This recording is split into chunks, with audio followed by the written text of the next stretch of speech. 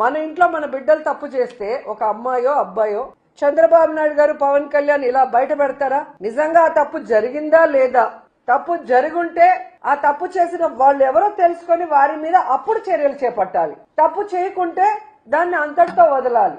అలా కాకుండా దేవుడి గౌరవమే కదా మనకేం పోయింది అని చెప్పి ఏ విధంగా అబద్ధపు పబ్లిసిటీలు చేశారు. దీంట్లో జంతు కొవ్వు కలిసిందని, ఫిష్ ఆయిల్ కలిసిందని చంద్రబాబు నాయుడు చెప్తే ఇక పవన్ కళ్యాణ్ ప్యాకేజీ అందగానే ఊగిపోతూ దీంట్లో పంది కొవ్వు కలిసింది, బీఫ్ కలిసింది, అది కలిసింది అని నోటికి అద్దు అదుపు లేకుండా మాట్లాడిన విషయాలు విజువల్స్ మీ అందరికి గుర్తొచ్చుంటాయి.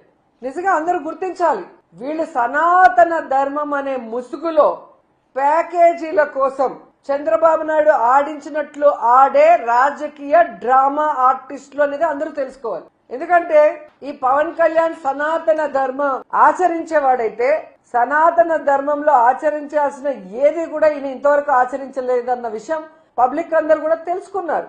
సో ఎప్పుడు ఏ గెటప్ వేయాలో చంద్రబాబు నాయుడు చెప్తాడు, దానికి సంబంధించిన ప్యాకేజ్ ఇస్తే దానికి తగ్గట్టుగా ఊగిపో